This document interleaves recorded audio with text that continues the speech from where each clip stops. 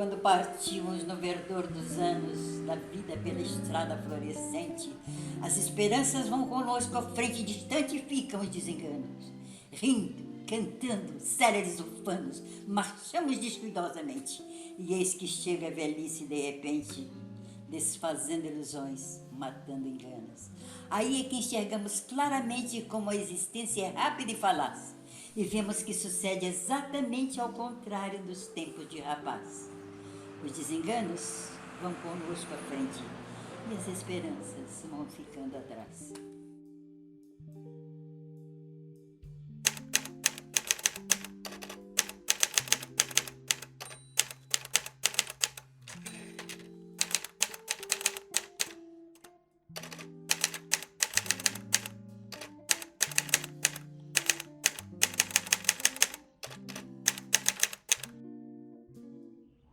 Esse documentário ele surge através da minha pesquisa, da minha dissertação de mestrado, onde eu pude investigar um pouco do teatro produzido em Angra dos Reis de 1930 a 1960.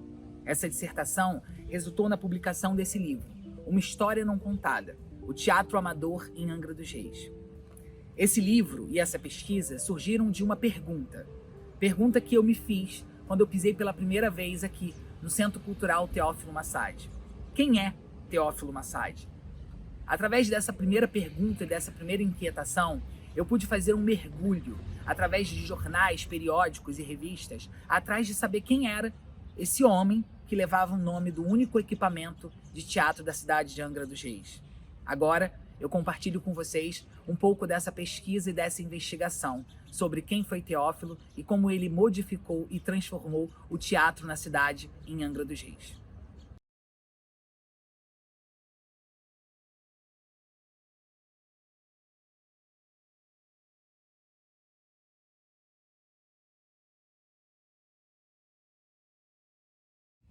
Nas primeiras décadas do século XX, a cidade do Rio de Janeiro viu surgir, tanto nas periferias quanto nas regiões próximas aos grandes teatros da zona portuária e centro, uma infinidade de associações amadoras que expuseram um modo diferente de fazer teatro, revelando diversos artistas e autores para o mercado profissional, como Leopoldo Frois, Itália Fausta, André Villon, entre outros.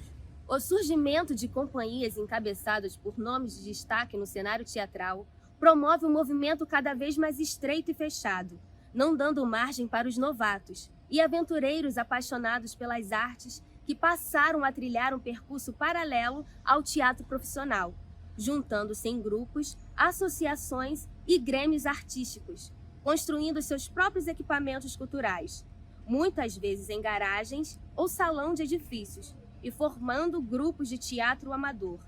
Os amadores não ficaram limitados à então capital federal, levando o teatro a um público muitas vezes afastado dos grandes centros.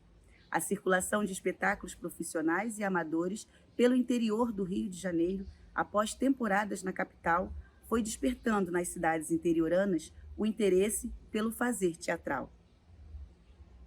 Esse processo de interiorização das artes cênicas pelas cidades do Rio de Janeiro pode ser observado através do número expressivo de núcleos dramáticos, formados em sua maioria por moradores de cidades como Três Rios, Volta Redonda, Valença, Mendes, Angra dos Reis, entre outras, que, visando promover cultura e reformular o contexto sociocultural, começam a fundar em seus locais de origem grupos de teatro. O teatro era a vida do papai. Teatro, papai, significava liberdade, amor, igualdade, tá? Fraternidade. Ele gostava daquela convivência com as pessoas. Ele gostava de ver o povo vibrando com as apresentações. Ele se entusiasmava com aquilo. Os aplausos não eram... Ele não recebia só para ele. Ele fazia questão de ver a felicidade no rosto dos componentes da peça, aquela felicidade. Esse teatro foi bom, viu como nós estamos aplaudidos, como todos nos aplaudiram. Aquilo para ele era o néctar da vida. Em 1911 é fundada no Rio de Janeiro a Escola Dramática Municipal, hoje conhecida como Escola de Teatro Martins Pena. Em 1917, 2 jovens atores, Procópio Ferreira e Teófilo Massad, respectivamente com 18 e 24 anos, ingressam na instituição, trilhando caminhos cênicos opostos. Um se mantendo no mercado profissional carioca e o outro trazendo transformações ao panorama teatral no interior do estado do Rio de Janeiro, na cidade de Angra dos Reis. Ele começou fazendo teatro no Rio em grupos árabes, em árabe. Depois é que ele foi, até aí eram amadores, era um grupo de amigos que se reuniam, montavam uma peça. Sempre eu me lembro que ele contava. Até que começou a fazer mesmo com o Procópio, uma turma da época, né? Os grupos árabes a que se refere a filha de Teófilo podem ser considerados o primeiro contato do ator com a realidade de um grêmio amador. Nesse caso, amadores imigrantes que utilizam do teatro para valorizar seus costumes e manter suas tradições. E é nesse núcleo que o interesse pelo teatro ganha contorno e forma, fazendo com que floresça o artista que parte em busca de aprofundar as necessidades, o prazer, as questões e os desejos que o inquietam. Teófilo Massad estava no ápice quando deixa a capital em direção ao interior, deixando os holofotes e indo para as áreas periféricas, e fundando, junto de jovens de Angra dos Reis, um grêmio dramático amador. Sair dos holofotes não foi uma escolha pessoal, mas sim uma demanda familiar. A crença religiosa de seus pais fez o artista se afastar dos palcos no final dos anos 20. O preconceito da família em relação ao teatro também foi reproduzido mais tarde pelo próprio Teófilo, insistindo para sua filha manter-se afastada dos palcos. O papai tinha medo que eu me apaixonasse pelo teatro e depois não quisesse estudar e quisesse seguir a carreira de atriz, que sempre foi difícil, não é? Sempre foi difícil, não as grandes companhias, mas o papai tinha esse medo. Então você pode ver que todas as minhas amigas e colegas fizeram parte do Grêmio, eu não. Eu, uma única vez, no Mártir do Calvário, que eu fui anjo. Também não tinha essa veia artística do papai, entendeu? Eu não pensei, nunca cobrei dele, por que o senhor chama todo mundo e não me chama? Eu preferia ficar de assistente. Eu também nunca fiz essa questão, por que o papai chama a Maria Helena, por que o papai chama hoje doutora Mária, e o papai não me chama? Por que ele não me dá um papel? E ele sempre dizia, não, porque eu tenho medo de você querer. Ele sabia que o caminho era tortuoso, né? De tanto que a família dele, família libanesa ortodoxa, na época que ele estava com o Procópio, que o Procópio foi para o teatro realmente dito, o papai ficou no amador, não foi para o profissional. Com a chegada do diretor e ator carioca Teófilo Massad nos anos 30, e pelo desejo pessoal do artista em manter vivas as experiências e aprendizados do tempo em que esteve atuando na capital, é que foi possível fazer a sociedade angrense voltar a desfrutar de um espetáculo teatral composto por artistas locais.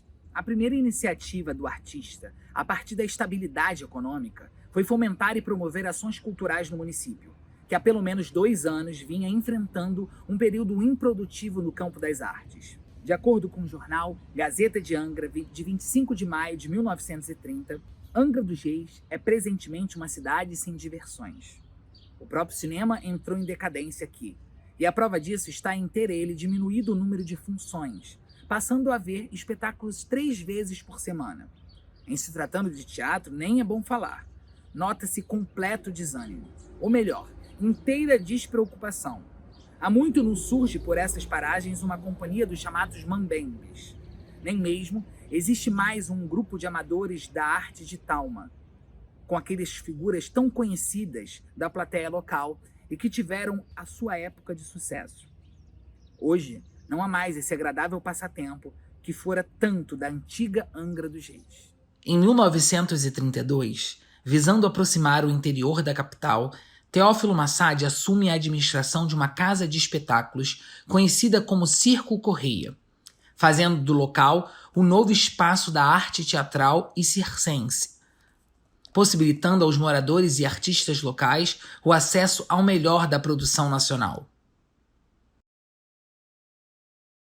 Em 1937, uma parceria entre o diretor e o Convento do Carmo, cujas dependências havia uma antiga sala de aula que se encontrava fechada. Passou aqui, nesse espaço, a desenvolver um trabalho artístico junto aos jovens que haviam se interessado pelas artes cênicas durante a administração do Circo Correia. Transformada em espaço teatral, a sala da igreja passou a ser chamada pelos artistas de Teatrinho do Carmo, que, segundo os relatos, possuía um pequeno tablado de madeira, um número limitado de cadeiras, uma cortina vermelha, um espaço na frente do palco onde ficava o ponto e um maquinário no rudimento e nas coxias que modificavam os cenários e provocavam efeitos cênicos. Fundaram aqui, dentro do convento, o Grêmio Dramático João Caetano, que se definiu como um núcleo de amadores que não tinha intenção de arrecadar recursos financeiros ou distribuí-lo entre os seus integrantes. Ele tinha essa coisa, apesar de ortodoxo, mas sempre um grupo. Você vê, o teatro surgiu dentro do Convento do Carmo. O teatro surgiu dentro do Convento do Carmo. Os padres, porque também era beneficente, era tudo para a igreja. Mas os padres, na época, eles acolheram muito bem, sem nenhuma objeção à peça. Também papai era muito cuidadoso com isso, essa coisa de moral. Então ele escolhia muito bem as peças. Geralmente eram comédias. Utilizando o espaço cênico da igreja, os amadores faziam apresentações em datas comemorativas, realizando espetáculos como o Martim do Calvário, drama sacro em versos do teatrólogo português Eduardo Garrido, encenado durante a Semana Santa, e uma Véspera de Reis, segunda peça breve de Arthur Azevedo, comédia de temática amorosa que tem como pano de fundo a festa popular do Dia dos Reis, encenada durante a programação de aniversário da cidade.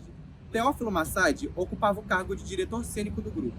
Em função de sua experiência no teatro profissional, ficava com a função de escolher os textos a serem encenados, distribuir as personagens e dirigir o espetáculo. Ele escolhia as peças de acordo com os artistas que ele dispunha no momento. Porque às vezes tinham pessoas que não podiam participar, né? Ou que não queriam, não lembro disso. Porque não eram sempre as mesmas pessoas, variava um pouco de pessoas. Então, era ele que tinha esse conhecimento. O Teófilo tinha um acervo muito grande. Mas esse acervo dele, ele trouxe do Rio, você sabe? Trouxe, porque ele sempre guardou, né? Ele tinha tudo sobre teatro. Ele tinha tudo sobre teatro. Todos os trabalhos nossos, para você ter uma ideia, quando eu fui para o Quaresma, eu tinha que, como ele só tinha um exemplar, eu tinha que datilografar papel por papel.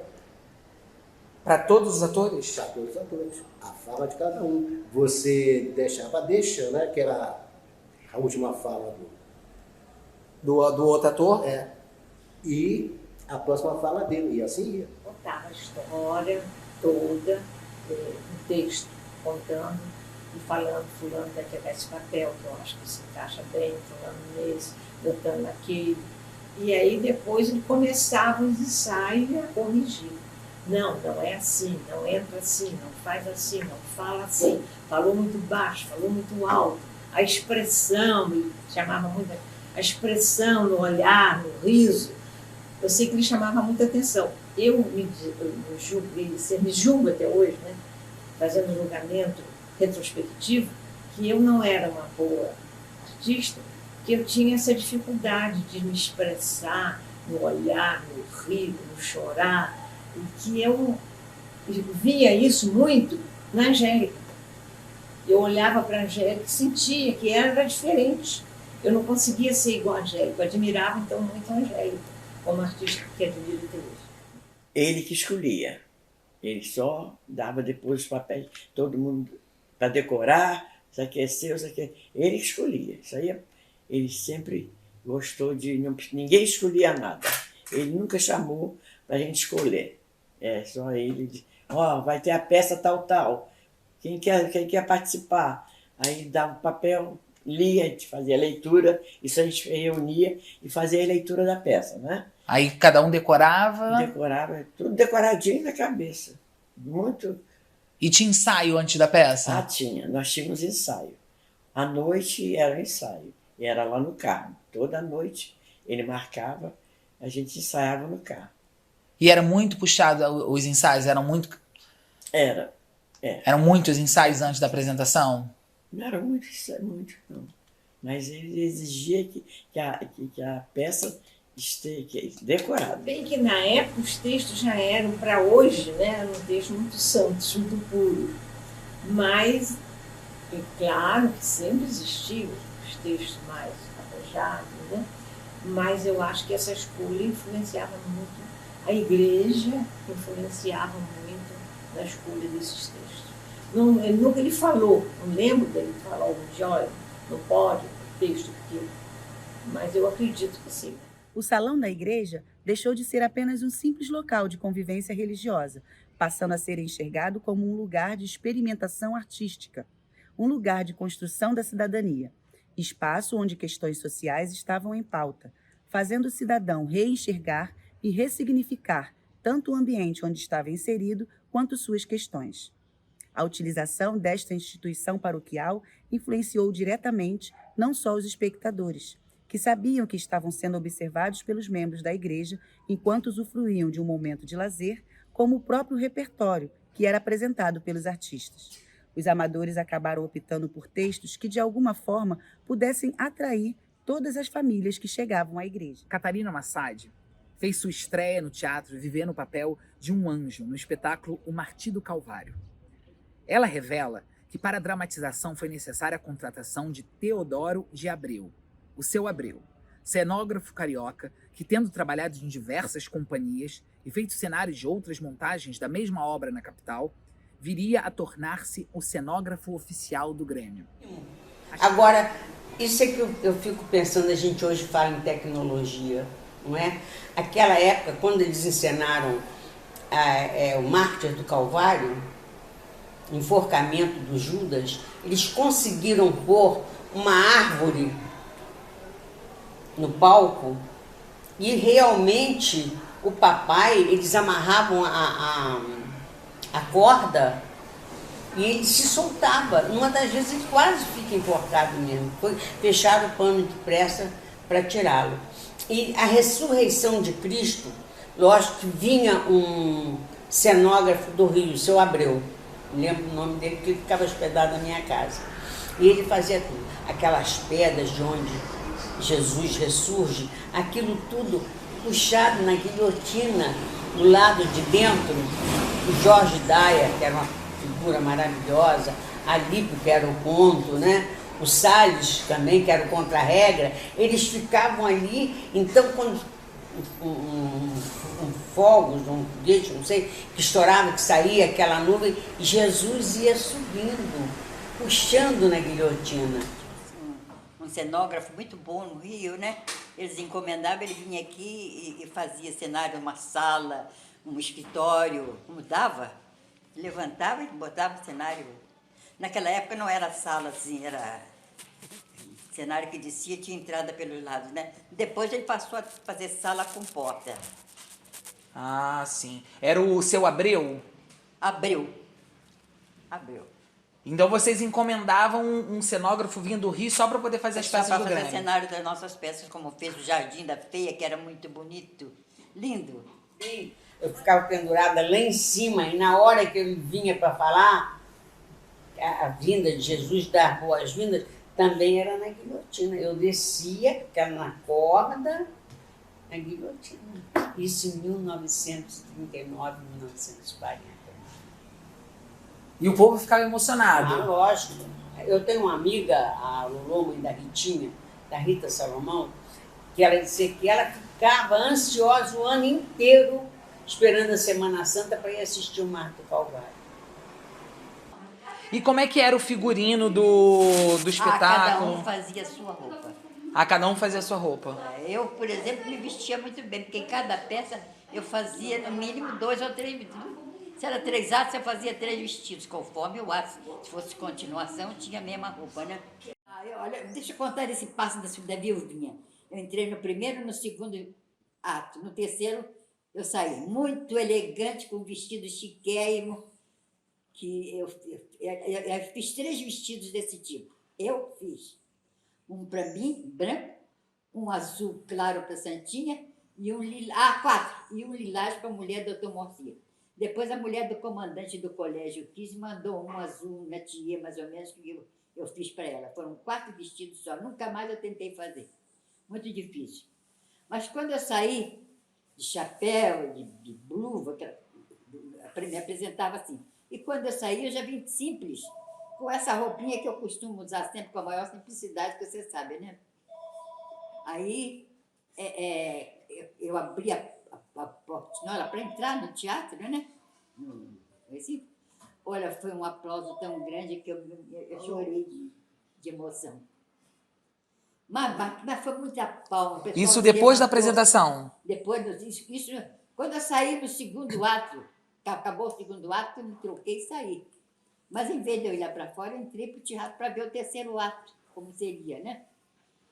Aí foi aquele aplauso, eu fiquei muito emocionada, chorei, porque o pessoal se levantou e veio falar comigo.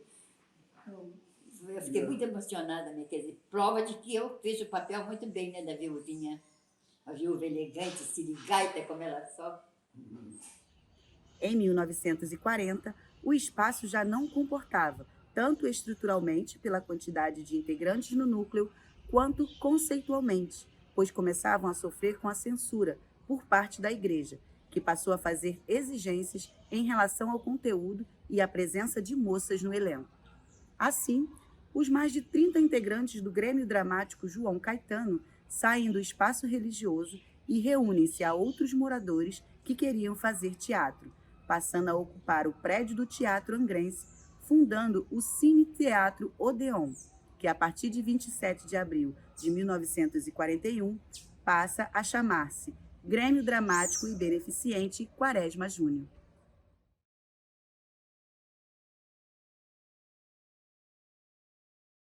Tendo tido uma experiência profissional anterior no Rio de Janeiro, o diretor cênico transmitia, em conselho aos jovens nos encontros e ensaios, os problemas, as formas, as posturas e o caminho para a construção das cenas e das personagens.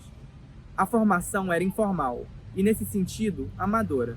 Não seguia um programa, uma estruturação prévia, etapas, acontecendo ao sabor da peça escolhida e dos amadores presentes no elenco. Do Teófilo, que você não aprendia com ele só a representar. Porque como era teatro do interior, você tinha que fazer tudo. Você tinha que ser coreógrafo, cenógrafo, iluminador, maquiador. Então ele fazia isso tudo. Quem maquiava o grupo era ele. Então nós fomos aprendendo essas técnicas. Tanto que eu me tornei diretor muito jovem com os ensinamentos dele. Então a influência dele foi fundamental para o teatro de Anjos. Ele ensinava a entrada no palco. Isso ele, sabe, ele sempre ensinou como se entra no palco. E como é que se entra no palco? Ou como é que se diz? Com emoção, né? É uma emoção de entrar num palco. Não era fácil, não. Teófilo, através dessas conduções cênicas, passou adiante conhecimentos adquiridos em suas experiências anteriores, divulgando assim técnicas específicas aprendidas em sua carreira, como, por exemplo, a técnica de como dar uma boa gargalhada, ou como iludir o espectador por meio de movimentação corporal dos atores para a criação de beijo cênico entre os enamorados, já que era proibido pela censura, ou para a emoção transmitida em cena. O desejo de Massad com os amadores era recriar um teatro que reproduzisse e espelhasse as convenções do teatro produzido na capital. Ele era um grande professor de teatro, sabia? Muito bom mesmo, o Teófilo. E ele tinha uma dedicação muito boa com o teatro. E vamos repetir, a importância, se hoje existe teatro é graças a Teófilo Massad. Porque se ele não tivesse levantado essa chama, poderíamos ter hoje alguma coisa, mas não da forma que está. Porque a gente não tinha esse conhecimento que tem agora, essa facilidade que tem agora, né? É um tempo que vocês não podem nem imaginar como era, né? Não havia televisão, cinema em Angra era uma coisa, era um filme ou outro que aparecia, né? Tudo muito, mesmo os filmes da época eram muito limitados. Então, mas a peça que mais me marcou foi exatamente essa que eu falei a você, que tinha que acontecer esse beijo. Que eu era noiva dessa peça de uma pessoa de idade. E era um parente da Angélica, não era parente da Angélica, era um senhor, era noivo, uma pessoa, as moças da época ficavam noivas de pessoas idosas. Eu era noiva dessa pessoa, mas gostava desse rapaz. É uma parte que eu lembro da peça. Então eu ia contar, eu ia no final da peça, eu ia aparecer, eu ia tirar o véu, estava de véu, grinalda, que foi emprestado, vestido emprestado. Eu ia me vestir de noiva para casar com ele, e a mãe do Zequinha que me emprestou o vestido de casamento dela. E lembro que na época dizia, não veste não, quem se veste de noiva não vai casar, você não vai casar depois. Mas que eu não acreditava nessas coisas, eu vestia, o vestido dela era maior, mas era tal história, não havia dinheiro. Eu não tinha dinheiro para comprar um teatro, não tinha qualidade, tinha que ser aquele vestido mesmo. E na hora eu me revoltava e tirava o véu e Grinalda, ele dizia que não ia me casar. E aí eu me encontrava com um rapaz que eu gostava, que era da peça também, alguém da peça. Eu não lembro bem o papel que ele falava, que ele fazia. E aí que tinha esse beijo. E que ele marcava daquela coisa. Na época, um beijo, meu Deus, não podia nem encostar o rosto no outro. Então ele tinha que virar de costas, né, para a plateia, pais, a gente, e fingir que encostava. Mas como o rapaz tinha sido meu namorado, havia aquela cerimônia, entendeu? De fazer no ensaio. Então não havia no ensaio, não acontecia.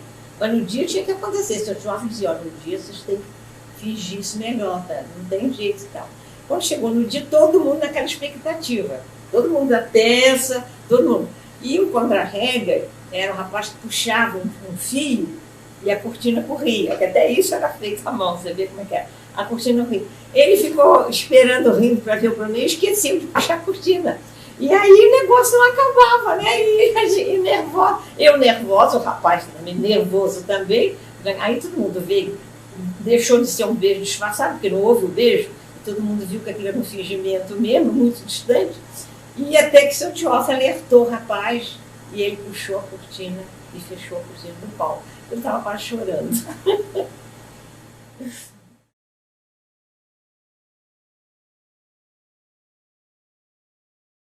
Instalados no edifício do Cine Teatro A História e coordenados por Massad, os amadores teatrais angrenses fazem sua estreia no dia 30 de abril de 1941, levando para a cena a comédia O Hóspede do Quarto número 2, de Armando Gonzaga.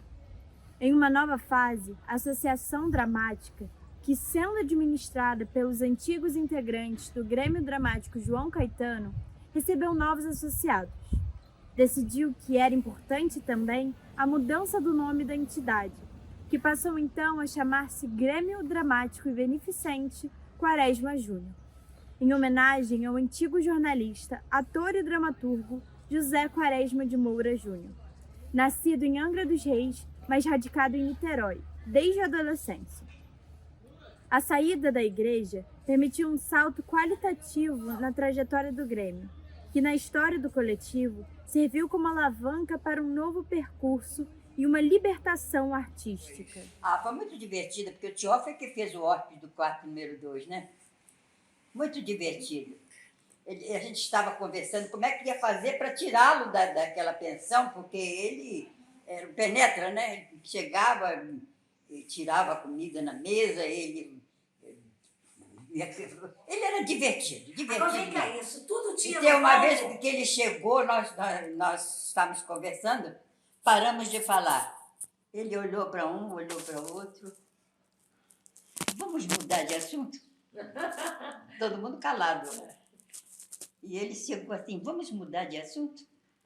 Essa peça era do Armando Gonzaga. Isso.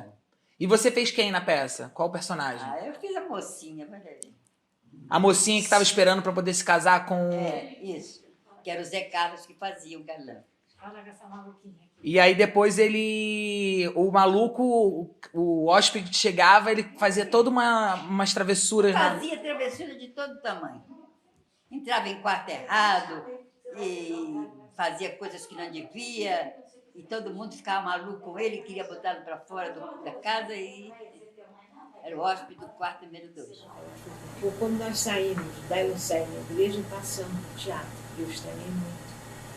O cinema, cine-teatro, né?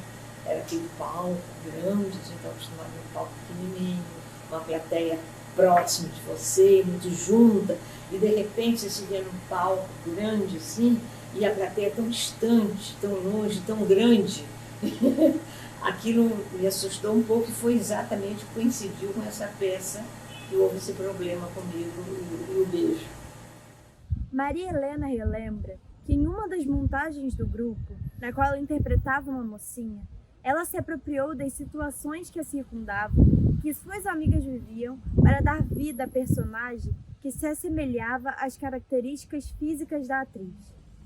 A cena exigia que a personagem que Maria Helena interpretava tivesse um ataque de pânico e terminasse em prantos após ler um telegrama do futuro noivo, dizendo que a estava abandonando. A atriz destaca que tinha apenas 17 anos e nunca havia namorado, e muito menos vivido o abandono amoroso. Ela narra que o diretor então pediu que ela se lembrasse de alguma despedida ou de alguém querido que já havia partido, trazendo aquela emoção para o ensaio. Quando eu comecei a tremer, lembra, tá? Que fazia parte da apresentação, o público achou que eu estava tremendo porque eu estava nervosa. E aí começou a rir, eu ouvi alguém dizer como é que ela está nervosa, como é que ela está nervosa. Aí eu fiquei nervosa de verdade. Aí a parte deve ter tremido bem natural. Comandado pelo Grêmio Dramático e Beneficente Quaresma Júnior, o Cine Teatro A História, um casarão localizado na Rua da Conceição, no centro de Angra dos Reis, após a reforma e a reinauguração, passou a ser considerado o novo lugar da sociedade angrense, atraindo o mais diversificado público e servindo de refúgio para os cidadãos que tinham um desejo de se aventurar nas artes. Se apresentaram os artistas da cidade, cantores, tocadores de violão, quem recitava, dupla caipira, que hoje tem os sertanejos aí, era a dupla caipira, né? De modo que eram também oportunidades para outro tipo de arte que não a dramática. Uhum. Não é verdade? É verdade. Era um celeiro de artistas. Um celeiro de artistas da própria cidade. Nós tínhamos o Nery, que cantava muito bem, e o galã do teatro, que era José Carlos Pinto da Costa, ele cantava muito bem as músicas da época do papai, o papai gostava, Silvio Caldas, Orlando Silva. As moças também cantavam. Angélica mesmo tem uma voz linda, Angélica Daia. Tem uma voz muito bonita, não. Papai declamava muito bem. Então, por isso é que eles chamavam de ato variado. Porque não era só de música, não era só de declamação, não era só de dupla caipira. Era chamado naquela época um ato de cabaretier. Cada um entrava, dizia uma poesia, ou dizia um esquete, ou cantava, né? Foi justamente quando eu cantei a primeira vez no palco. Olha, nervosa, você não faz ideia como eu fiquei naquela noite, eu não esperava. Quando eu anunciei o último ato, que era o último canto, que era do Zé Carlos, o Tiofa apareceu lá atrás, todo engalanado, bonitinho e tal, né? Aí foi palma, aquela coisa toda. Usava aquela gravatinha, né? Eu quis sair, gravatinha borboleta. Eu quis sair, não consegui. O palco estava fechado, eu não podia sair. Eu falei, gente, que devia aprontaram alguma coisa. Só podia ser, né? O Zé Carlos cantou sorrindo o tempo todo. Quando ele acabou de cantar, que entrou muitas palmas e tal, o Teófilo entrou todo cheio de coisa, aquele jeitão dele se mexer, né? Não precisa bater palma, não. Já sei que vocês gostam de mim aqui, não precisa, não. Mas eu hoje vim anunciar para vocês uma novidade. Vocês vão ficar encantados. Eu tremia, Maria Helena, mas eu tremia. Minhas pernas, tinha perna torta, que uma batia na outra e fazia até barulho. Viu? Teófilo vai fazer alguma coisa comigo, né? Eu vim aqui apresentar a Estrelinha. Ah, Estrelinha, vocês sabem, vocês estão aí dizendo, seu Teófilo, não é novidade, nós conhecemos a Estrelinha. Eu sei que vocês conhecem a Estrelinha, mas ela hoje vai se apresentar de maneira diferente. Ela vai exibir a voz que vocês não conhecem. Ela vai cantar para vocês. Aí, palma levantada, todo mundo ficou de pé, não sabe? Ele vai lá e me apoia e me bota no meio do palco. Menina, eu tremia. Como é que eu podia cantar? Mas você cantou? Cantei. Cantou o quê? Nadie comprende lo que sufrí yo. Solo, temblando de ansiedad estoy. Lembra dessa música?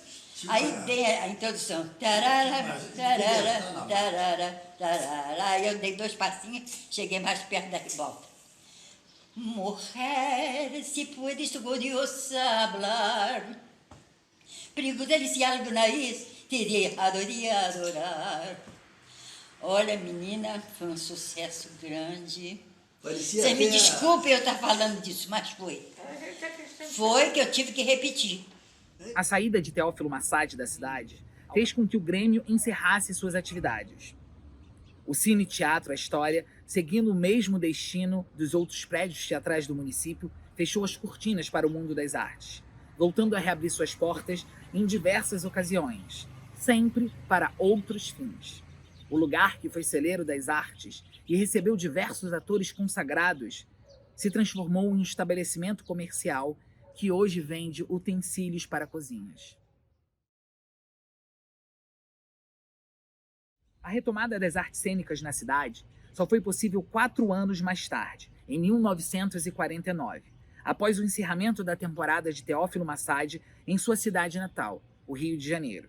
Com o retorno do diretor à Angra dos Reis, as atividades do Grêmio Dramático Quaresma Júnior voltam a ser notícia nos veículos de comunicação.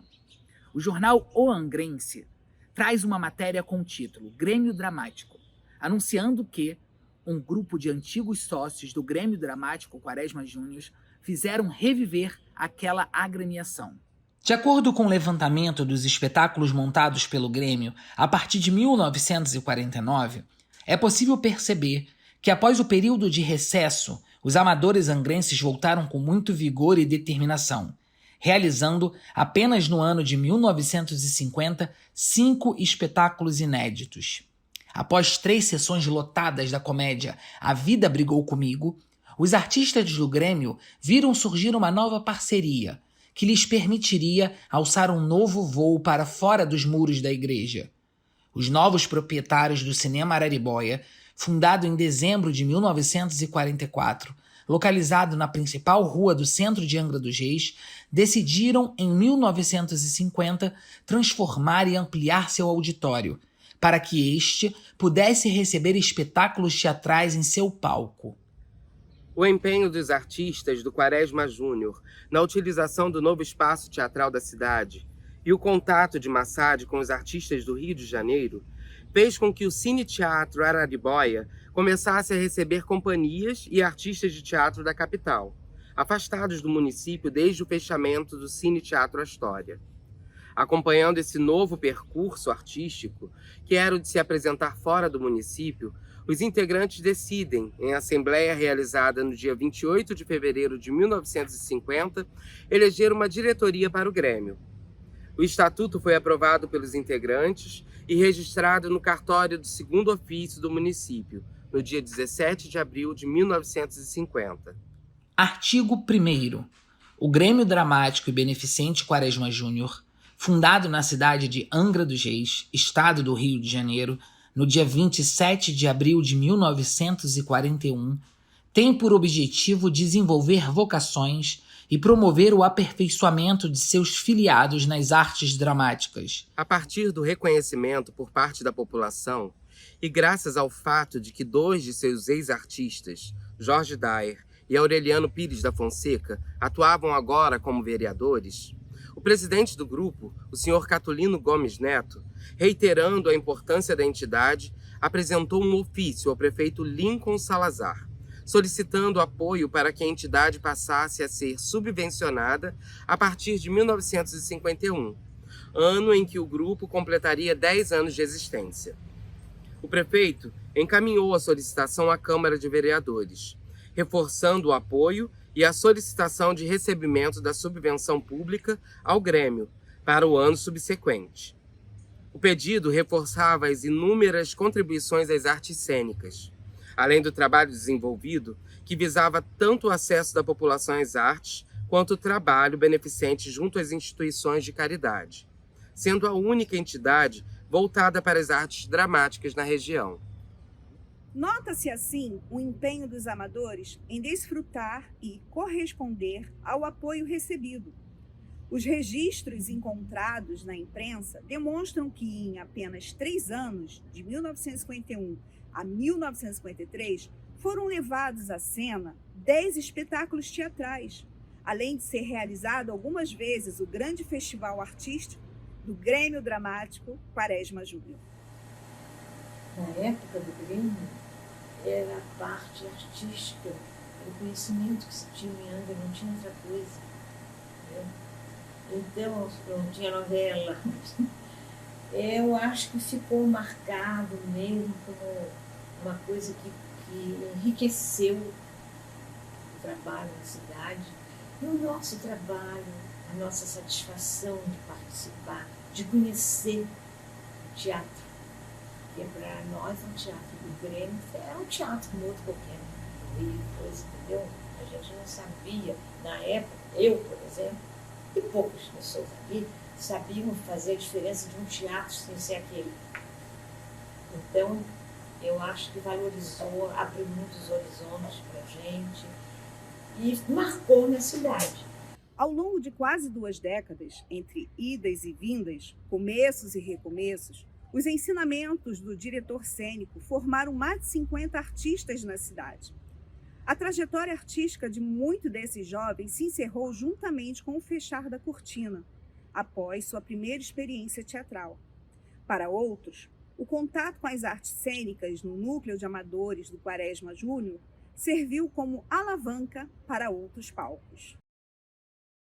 Só viu aquela música, só vive esse missal de planta e de ventura, quem ama cegamente um coração qualquer, quem na vida em flor morre de amor, a querer quem não lhe quer. De família libanesa, Dai relatou que sua estreia no teatro aconteceu em 1939, após um convite feito por Teófilo, que sempre frequentava sua casa. Durante o casamento de sua irmã mais velha, após ver a desenvoltura das jovens servindo os convidados, ele fez o convite. Comadre, na próxima peça que levar, quero você em cena. Na semana seguinte, a Maria Helena viajou. Eles pediram a repetição da peça e eu já fui fazer o papel da Maria Helena no O Ingrato. Eu me lembro quando Jorge puxou o revólver. Ele trabalhava na polícia. Era delegado de polícia na época. Quando ele puxou o revólver e tremeu na mão dele, eu disse: e se não for o bastante? Abri a gaveta, peguei o outro e falei: o meu está aqui para resolver o problema. Com a mão firme, o mano olhou para mim assustado.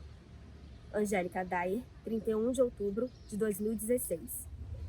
Querendo apresentar a peça em detalhes, Angélica nos contou todo o enredo desta, descrevendo minuciosamente marcas, movimentações, cenários, figurinos e maquiagens, assim como efeitos cênicos para transformá-la de bela em feia. Quando ele fez a feia, ele não quis botar o meu nome, queria que alguém descobrisse quando eu entrei no palco, e ninguém descobriu, né? Porque eu não era muito feia. Mas quando eu entrei no palco fazendo a feia, eu levei meu pai, que eu queria que ele visse, né? E botei na primeira fila, à esquerda. E ele ficou ali, e eu disse: o senhor vai ver, eu vou entrar, o senhor vai ver como é que eu vou trabalhar e tal. Eu entrei, ele não disse nada, porque eu entrei silenciosa. Quando eu abri a boca, ele disse: ah, minha filha é tão bonita, tá tão feia. O teatro todo riu, né? O teatro todo riu, porque todo mundo ficou sabendo que era filha do Salomão. Estava feia ali, caraca. Ah, o Tioff me fez muito feia. Ah, foi? Foi, ele entortou o nariz, ele botava uma pasta de um lado e outra do outro, que parecia que o nariz estava torto. E o olho também ficava meio vesgo, com o jeito dele pintar, né? A boca ficou torta, o nariz era torto de um lado, a boca para o outro. Mas fiquei feia de verdade. De toda a história, o que mais chamou minha atenção foi como ela, aos seus 95 anos, lembra-se de uma parte do texto em que precisava chorar em cena. E ao reproduzir a cena, emocionou-se com tanta intensidade que arrebatou a todos. Como foi minha neta? Vovó, ele é cego, vovó. Cego, vovó. Cego para toda a vida. Que amarga ironia. Eu, feia, assim tão feia, tremendamente feia, Maria da Graça, da Graça, da Graça. Bravo! Fiz bem?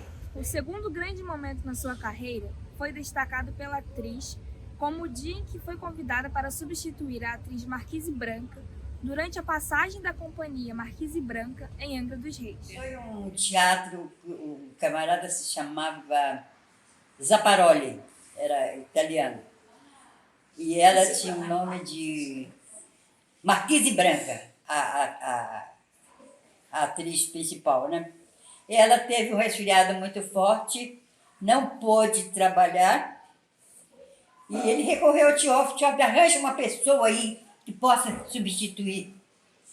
E eu fui substituir nesse papel que ela estava fazendo, decorei assim, trabalhada, a coisa toda, e fui para o palco. No fim ele disse, essa é muito melhor do que a Marquise Branca, essa é que eu quero para mim, dá um jeito de levá-la para mim. Tioff fez tudo para eu digo, não quero me profissionalizar. A mudança no elenco fez o público comparecer em peso para assistir o trabalho da atriz junto de profissionais do Rio de Janeiro, fazendo seu trabalho ser ainda mais admirado pela população, por Teófilo e pelos outros amadores. O aprendizado adquirido com Massad e os amadores do Quaresma Júnior fez com que Angélica se tornasse uma atriz que, segundo o diretor Zapparoli, estava no mesmo patamar dos artistas profissionais da capital. Uma entrevista que eu fiz com a dona Marilena disse que você tinha uma técnica que passava para as outras atrizes, que era a técnica do riso, né? Ah, sim. Para ensinar a gargalhada. Gargalhar. E aí, como que você aprendeu essa técnica? Com o Procópio Ferreira. O Procópio teve em Angra para poder... Não. Ele na televisão, uma entrevista que ele deu a uns repórteres, né? E ele disse que era muito fácil no palco. Mas como é que faz? Ele disse, chorar é assim, rir é assim. Mas como é que faz? Ele disse, você quer aprender a rir? Então fala, digam comigo. Tá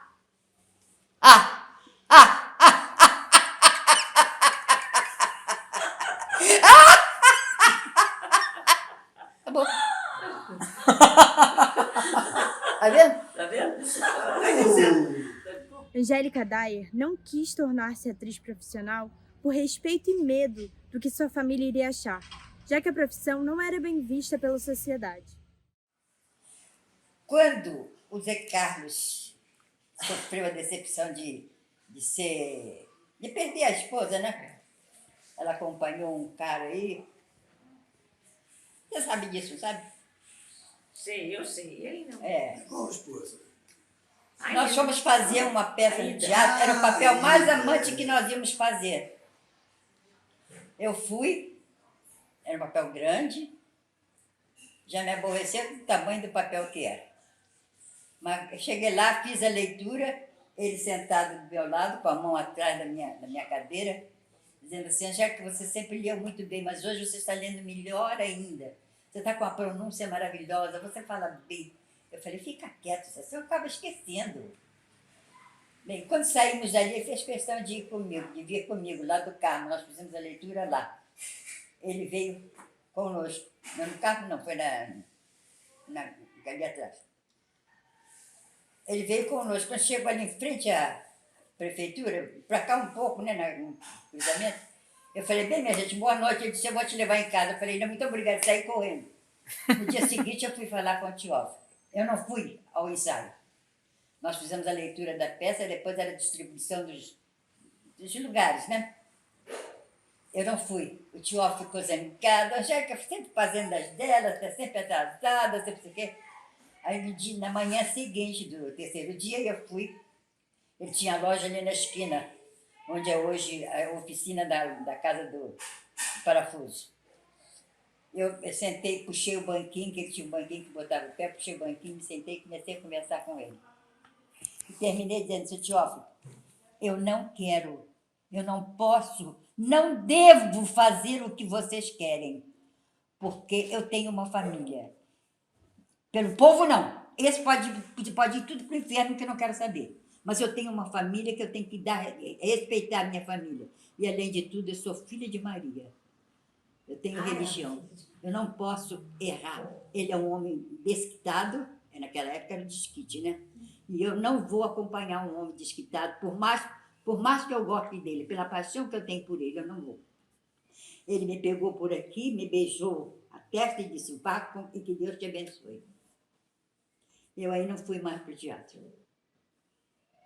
Fui depois fazer A Rosa das Sete Saias. Mas ele já não estava aqui, ele já não entrou na peça, não o convidei. No início dos anos 60, Massad voltou à cidade, tentando reviver os momentos áureos do teatro em Angra dos Reis com Quaresma Júnior, que buscava se reorganizar administrativamente e estruturalmente. Teófilo Massad, junto dos amadores, convidam Angélica para retornar ao quadro da entidade e fundam um novo grupo, o Grêmio Dramático Teófilo Massad. Angélica Daer retorna aos palcos como a protagonista do espetáculo A Rosa das Sete Saias, de Anselmo Domingos. A volta da atriz angrense aos palcos marcou também sua trajetória artística, pois foi sua estreia como diretora teatral ao lado de Teófilo. Então você passou de atriz a diretora de teatro? Eu só dirigi uma peça. Ah, só uma? Só uma. E foi um sucesso com todo... Foi. O Anselmo Domingues veio, foi numa noite de muita chuva, ele veio de helicóptero. Desceu ali naquele aterro do Carmo, que era mal feito ainda, né? E veio, estava todo agasalhado, de capa e tudo, entrou, foi do Carmo que nós fizemos. Já tínhamos entregue o prédio lá, né? Fizemos no Carmo, um cenário muito bonito, nós fizemos ali. A Rosa das Sete Saias, e ele estava presente, o Teófilo foi recebê-lo, muito contente, tinha muita gente. Ficou cheio, lotado, não tinha mais onde botar cadeira. Trouxeram até um banco da igreja e botaram lá atrás, porque não tinha mais lugar. Nós saímos do São Bento cedo. Estava lotado. Porque o pessoal gostava. Não tinha outra diversão aqui, né? E outra coisa importante, a plateia se portava com muita decência. Como é que era esse público que ia assistir? Muito, muito acolhedor. E lotava todas as apresentações? Lotava, mas lotava mesmo. Olha, a gente montava peça para levar sábado e domingo. Mas vendíamos todos os ingressos, aí a gente era obrigado a antecipar, levar na sexta, sábado e domingo. E lotava, então? Lotava mesmo. E como é que o público de Angra recebia vocês? Com muita alegria, muita satisfação. Ficava um tal de procurar esse ingresso, às vezes não tinha mais, lamentavam. Aí o Teófilo dizia assim, olha, na próxima semana nós vamos levar de novo a peça. Aí a turma esperava, porque não tinha cinema, não tinha nada. E como é que vocês reagiram, sabendo que o autor da peça estava na plateia? A princípio bateu o nervosismo, né? Certo? Delícia. A princípio bate aquele friozinho no estômago, né? Mas como ele chegou um pouco mais cedo e tal, bateu papo e tal, foi aliviando. E a estreia foi ótima, tanto que ele gostou tanto, que no final ele tirou um cartão, dois cartões, deu um para mim e o outro para a Angélica. E perguntou, se quiserem se profissionalizar, é só me procurar. Sem contar 2 páginas de reportagem na revista do rádio. A revista do rádio na época era como se fosse a Caras hoje, Jurandir relembra momentos muito engraçados vividos pelos amadores no palco do Teatrinho do Carmo. Ele fazia uma cena em que precisava sair correndo atrás de uma atriz e esqueceu-se de que no cenário havia uma cadeira de balanço. Tropeçando no pé do móvel, levou uma grande queda. Teve um fato até muito interessante. No Ministro Supremo, ele fazia um neguinho. E tinha uma cena que eu saía correndo atrás da atriz. E no cenário tinha uma cadeira de balanço. Eu vim, a atriz passou, que se eu não me engano era a Fernanda Correia, e eu esqueci que a cadeira tinha um pé. Eu de bermuda, neguinho, filho de escravo, e tropecei no pé e me esborrachei no chão. Fiquei todo ralado. A plateia pensando que aquilo fazia parte do espetáculo. Mas o pior não é aí. No final do espetáculo, o Teófilo me chama. Você fez aquela cena muito bem, hein? Amanhã não esquece do tombo. E eu tive que cair de novo. O Grêmio Dramático Teófilo Massad ficou ativo durante 3 anos e, assim como as formações anteriores, precisou encerrar suas atividades. O diretor Teófilo não voltaria a trabalhar mais com teatro, assim como Pedro e outros artistas. Angélica continuou a dar aulas e a fazer apresentações em igrejas e eventos culturais na cidade, recitando poesias. Jurandir afastou-se do teatro por motivos pessoais e profissionais e mudou-se para o Rio de Janeiro, retornando a Angra apenas em 1982. No Rio de Janeiro, ele fez algumas oficinas de teatro para se manter em atividade e, quando retornou a Angra, recebeu um convite de um grupo recém-formado na cidade.